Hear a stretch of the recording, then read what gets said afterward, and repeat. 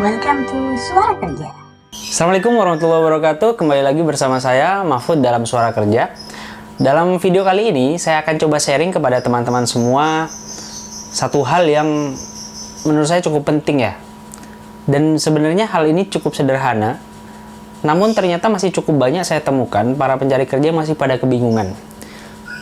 Dalam video ini saya akan sharingkan kepada teman-teman cara untuk mendapatkan informasi lowongan kerja.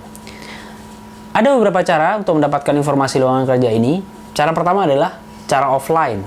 Kemudian cara kedua adalah cara online.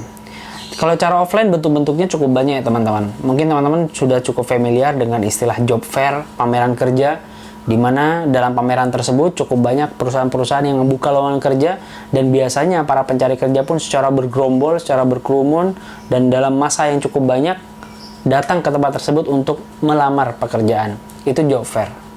Job fair pun saat ini apalagi kondisi pandemi sudah tidak boleh lagi ya teman-teman.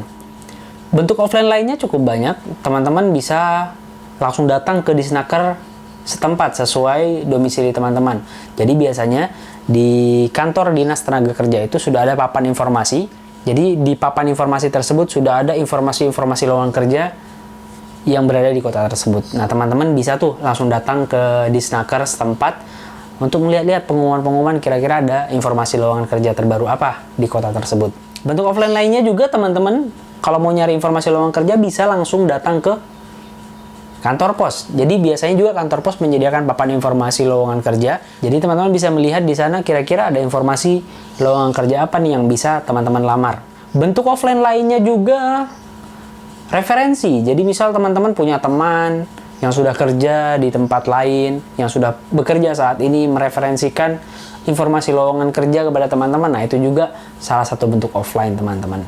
Bentuk-bentuk offline lainnya juga masih cukup banyak ya teman-teman. Biasanya setiap kota punya caranya masing-masing. Ada dengan spanduk-spanduk, ada dengan papan informasi. Biasanya dekat alun-alun kalau di Pulau Jawa itu biasanya ada papan informasi, di dalamnya juga informasi-informasi lowongan kerja, dan banyak banget sumber-sumber offline ini.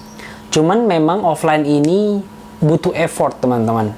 Jadi kita benar-benar harus datang ke sana, menyempatkan waktu untuk datang ke tempat tersebut, melihat informasinya.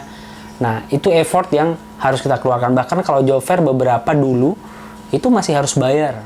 Jadi sebenarnya sumber informasi cukup banyak, cuman memang kita untuk offline ini, sebagai pencari kerja, harus mengeluarkan effort lebih.